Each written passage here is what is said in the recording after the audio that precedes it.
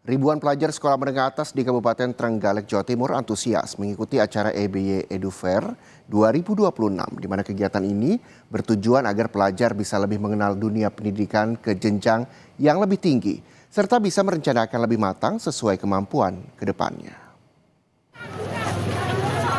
Dalam semangat memperingati Hari Pendidikan Nasional, ribuan pelajar di Kabupaten Trenggalek, Jawa Timur mengikuti acara EBY EduFair 2026 yang digelar di Aula Jabal Nur Trenggalek. Kegiatan ini menjadi ajang bagi para siswa untuk mengenal dunia pendidikan tinggi sekaligus merencanakan masa depan dan cita-cita mereka. Kegiatan ini dihadiri langsung oleh Wakil Ketua MPR Republik Indonesia, Edi Baskoro Yudhoyono atau Ibas, sebagai pemrakarsa acara. Ibas menegaskan pentingnya pendidikan untuk membangun Indonesia yang lebih maju dan berdaya saing. Juga disebutkan Education Fair ini menjadi bagian dari upaya mencerdaskan kehidupan bangsa sesuai amanat Undang-Undang Dasar Negara Republik Indonesia. Sebagai wakil rakyat dari Dapil 7 Jawa Timur, Ibas berharap para pelajar mampu memilih jenjang pendidikan sesuai minat dan bakat, serta relevan dengan kebutuhan dunia kerja di masa depan.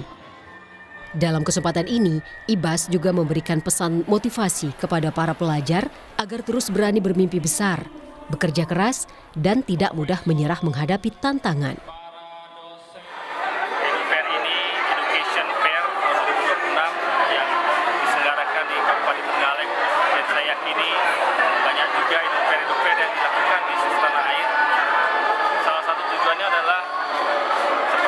Yang tertera dalam Undang-Undang Dasar Negara Republik Indonesia tahun 1945, mencerdaskan kehidupan bangsa dan turut memajukan kesejahteraan dunia.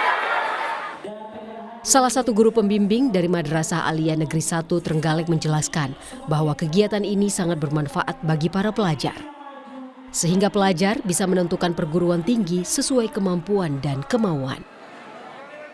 Dari undangan yang kami hadiri ini, anak-anak bisa mengenal kampus-kampus, mengenal dunia perguruan tinggi yang sebelumnya belum pernah diketahui oleh mereka.